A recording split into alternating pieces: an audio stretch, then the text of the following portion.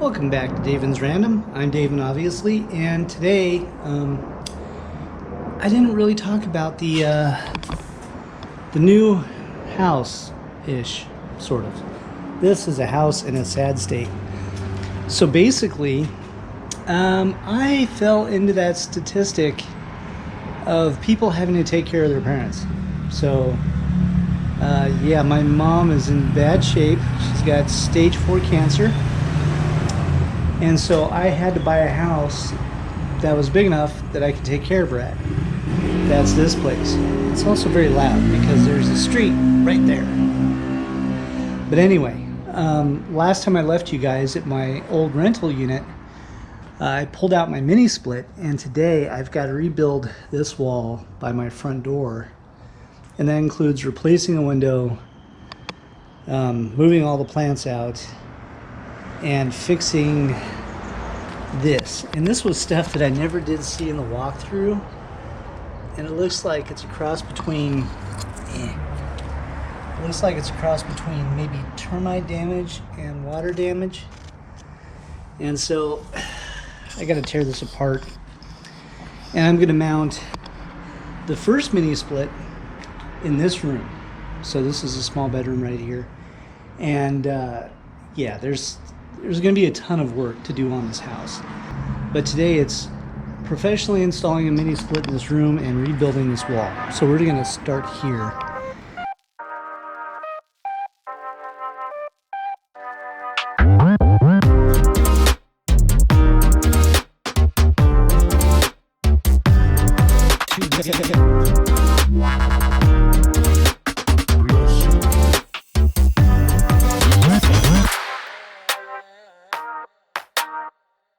You can see the extent of the damage, and I see termite damage. That's gonna suck.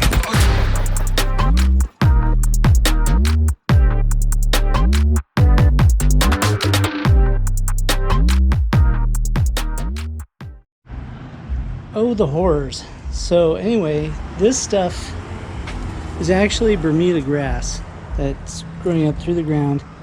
There was no water shield on the outside of this at all. The bottom beam, this is toast. Big hollow spot. I'm gonna have to fill this in with some foam too, and put in new wood and try to figure out how to redo the bolt. Are those eggs? Those are eggshells. Maybe lizards? Probably geckos. Imagine it's geckos. I hope it's geckos. Yeah, that is just severe. I am feeling much better about this now. I don't feel nearly as horrified.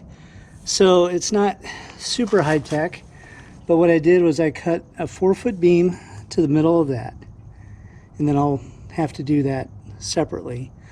But gluing and bracing on this side, liquid nails underneath here, Tybond 2 on the wood, nailed in with 3-inch galvanized deck nails, and nailed in at an angle so it's nailed into the wood. Put some fillers in here, lots of foam. Again, liquid nails over here with 2 nails, 2 galvanized 3-inch deck nails, bolted down. Well, this doesn't feel like the craziest idea I've had in a while, but I heard that beam creaking, and it does seem to be lifting it up and supporting it. So, okay, I'm going to try to dig this out. There we go. That is much better. Okay, looking much better now. Got a big heavy beam in there, and everything's nailed into it the way it should be nailed. Got that strap there. What a pain in the butt. So here's my thoughts on this really quick about installing the mini split. So it's right here. Here's the back side of it. This hole should be just above the bottom of the bracket, right here where it bends.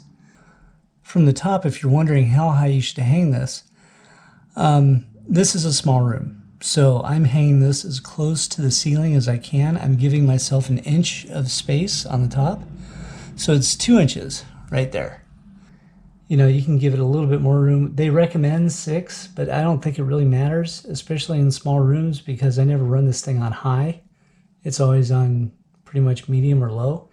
You know, they say that there's a CFM choke on the top because that's where the air comes into this unit, but you have to be running on full blast high in order to not receive full benefits from that, and I'd never do that. So anyway, it's time to hang the head.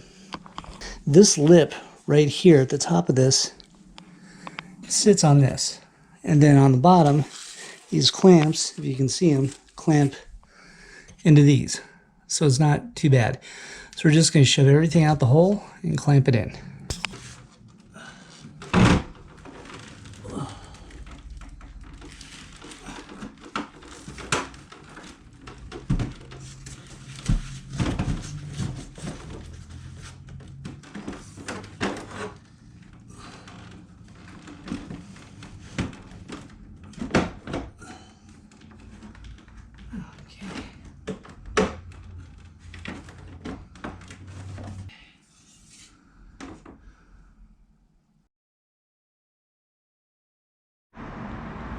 So wiring, how am I going to wire it?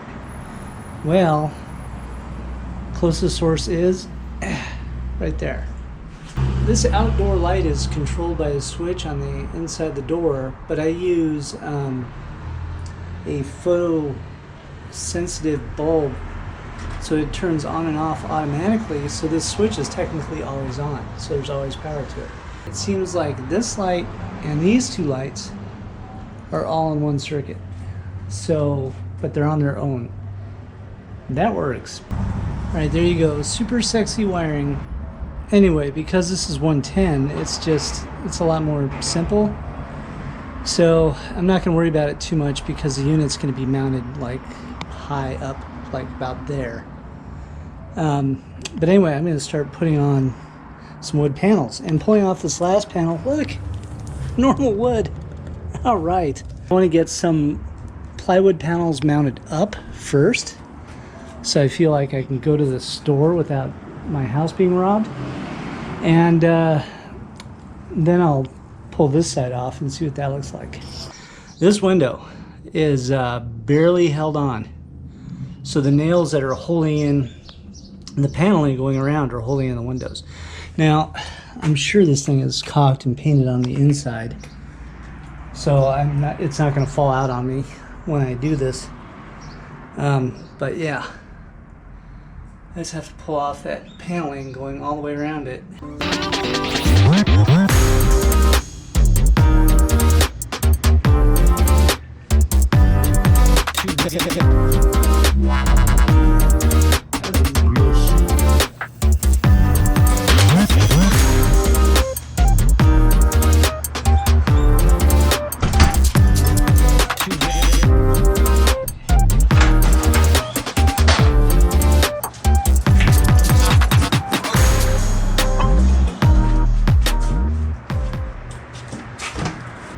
I wish all windows were this easy. So there's the one coming out, here's the one going in.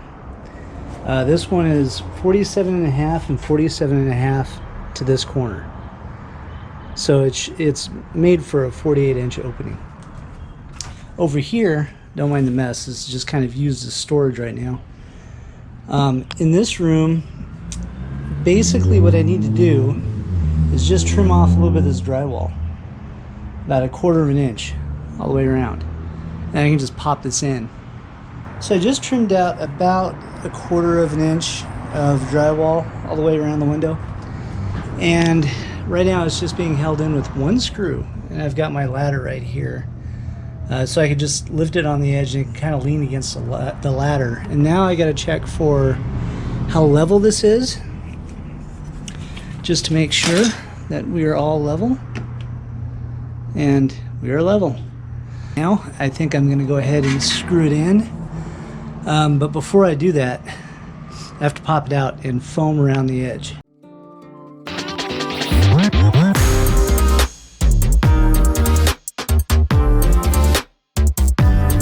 Okay, got it foamed, and the foam is expanding so much I'm actually going to have to trim it on the inside, which is fine. But basically what I did is I hit this thing with my brad gun. I've got screws on both sides, flathead nails on the top, and then just a couple of flathead nails, more brad nails on the bottom. That was so easy. I wish all windows were this easy.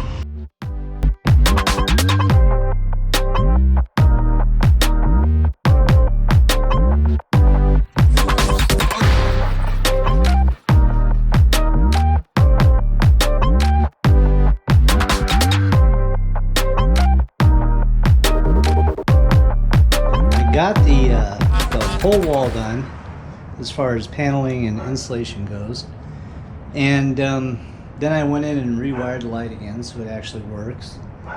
And now this is actually ready for wood trim, and this is really basic. Basically I'm going to put the same kind of trim that we have over here, over there. So along the bottom there's a gap, and it's a small gap, but I think I'm going to fill it with foam. And I'm going to come in and I'm going to use this on it. And I use this on a lot of outdoor projects, especially where stuff needs to be sealed against water, and it seems to work really well. And then over here on the edge, I've got a gap here that you can see, and it kind of goes deep in there. And so I want to hit that with foam and then put in one piece of wood that I'll custom cut to go along this edge. Okay, after doing some measuring, I think what I'm going to do is make it the same height as the window. That took all of 2 minutes. It wasn't even worth it to film. It just went straight into the studs. I'm going to give this a quick coat of paint and grab some screws for it. We'll go from there. So one thing I completely forgot was the orientation of my wiring. I don't remember what order it was in.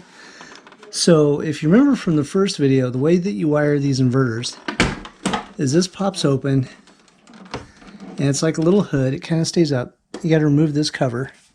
You just pop a screwdriver in here, and it just pops open, just like that. Anyway, 1, 2, 3, red, black, white. Green is ground. So that's the way I have to wire it outside. Obviously this has power right now, so I got to be careful not to lick these wires. But this thing is ready to be hooked up, and so now I know which of these wires goes where, up there. So this will be fairly quick. The only thing I have to do is modify the length of this tubing. Okay. So that's where I have it separated now, is there. That's where I'm going to trim it.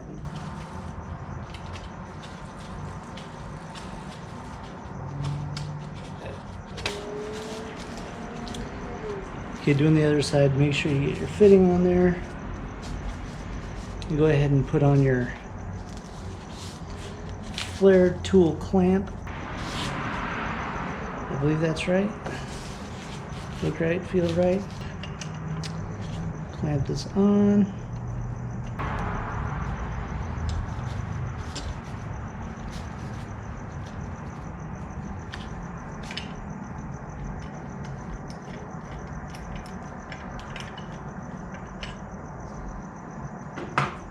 And there we go. We have a nice little flare. This is called Nylog Blue, and it's gasket and thread sealant. And Pioneer sends you little packets of it when they send you the units. But if you're reinstalling, you no longer have those packets, so you need to buy some of this stuff. I'll put a link to this in the description because it's really important. So the next thing is to vacuum it down for about 15 minutes. And you can see I've got the yellow line going up into my AC gauges. And just making sure that this is drawn over here. It will release a little bit when I shut it off. You can see it's going into the blue line there. So when you do this, just go around and make sure everything's nice and snug on all your gauges, so you don't have any leaky spots. If I get rid of that wrench, it'll be a little quieter. And then from here, that's holding a pretty tight vacuum. And then while this is holding vacuum, I am going to go ahead and do the wiring. Okay, there you go. all wired up. So basically line is black, white is neutral, and then red, black, and white for my wires, and then I've got 2 grounds. That's it. Oh yeah, I gotta open up the valves first. All right.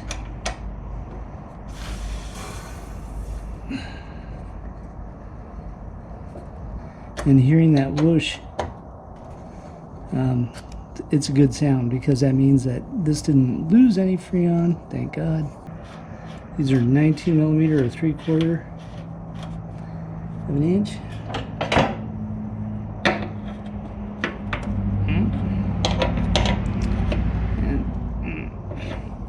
Okay, time to turn it on. Oh, that feels so good. I'm so happy. I can sleep again. Yay!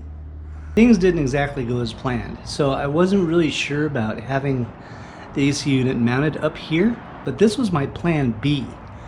Plan A originally was to leave the tubing inside the sheathing coming down to the wall to where it came out down there. Now I have bricks.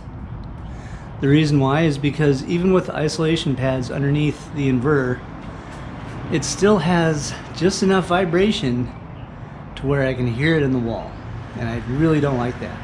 It's not overly annoying, but it's not as loud as the AC unit on the roof, but it's still annoying. So I'm going to move it down there, and everything's different now, of course. Again, got it off the shelf, so basically now I just attach the drain line right here. It just slides over this thing. It's really simple, but I've got everything wired in. So now I'm going to make a case for it, basically some channeling that it can sit into, and then just mount that directly to the wood. This was my original plan to do this, but what I wanted to do was actually put it behind this panel so it was in there and just kind of came down and out. I should have done that, because last night with this setup it was so much better. I mean, zero noise coming through the wall. It was very quiet, really nice. Damn it, I should have done that to begin with. Basically what I'm doing is ripping a bunch of leftover siding through my table saw, and I'm going to make myself a cover for this, and it should match up pretty well because, well, it's the same wood.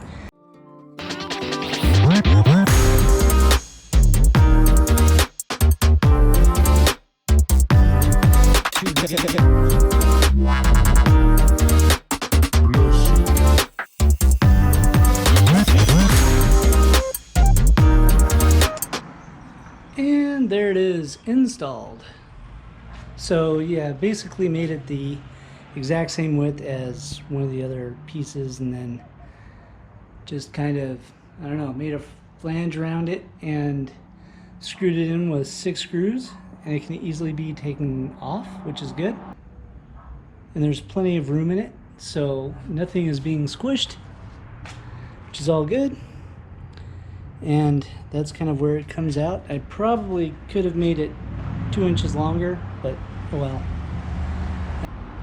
So anyway, now it's time to finish the trim work up here and around the window so I can get this damn wall painted.